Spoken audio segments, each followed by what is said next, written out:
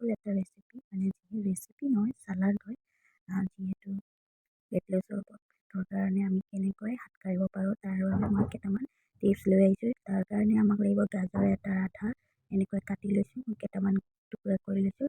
পিঁয়াজ এটা দিছোঁ, এনেকৈ কাটি লৈছোঁ। তাৰ সলনি আপুনি দিব ধনিয়া একমুঠি আৰু জলকীয়া 4টা কুটি লৈছোঁ, আৰু লগত আপোনালোকে দিব বাদাম আধা, বাদাম অলপ দিছোঁ। তাৰ লগত নেমু টেঙাটো লাগিবই যিহেতু খাট্টা হ'বৰ কাৰণে।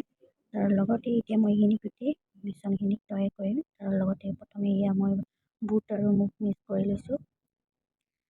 গোটেই ৰাতি মানে তিয়াই ৰাখিছিলোঁ, এনেকৈ তিয়াই ৰাখি কিনে ৰাতিপুৱা মই বনাম। তো এতিয়া মই সেইখিনি গাজৰখিনি ৰুকিবৰ কাৰণে ৰুকিব লাগিব। সেইখিনি ৰুকি ল'ম, ৰুকাৰ মোৰ ৰুকা হৈ গ'ল। ইয়াতে মই এতিয়া মিশ্ৰণখিনি তৈয়াৰ কৰি ল'ম। তাতে মানে গাজৰখিনি মিলাই ল'ম গোটেইখিনি। বুট মুগৰ সৈতে আপোনালোকে এনেকৈ মিলাই ল'ব গাজৰ দি থোৱা গাজৰখিনি। তাৰপিছত ইয়াতে আপুনি গোটেইখিনি মিক্স কৰি ল'ব, গাজৰ আৰু বুট মুগৰখিনি।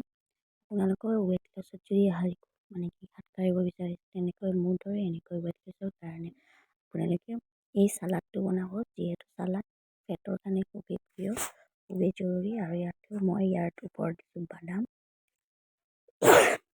তাৰ ওপৰত দিছোঁ কেঁচা জলকীয়া টুকুৰা, পিঁয়াজ দিছোঁ। আৰু এতিয়া মই এইখিনি মিশ্ৰণখিনি তৈয়াৰ কৰিবৰ বাবে তাতে ওপৰত দিলোঁ নিমখ 1 চামুচৰ আধা। সোৱাদ অনুসৰি আপোনালোকে যিমান মানে ক'লা নিমখো দিব পাৰে বা বগা নিমখ দিব পাৰে। মই যিহেতু কম দিছোঁ, মই যিহেতু নিমখ কম খাওঁ।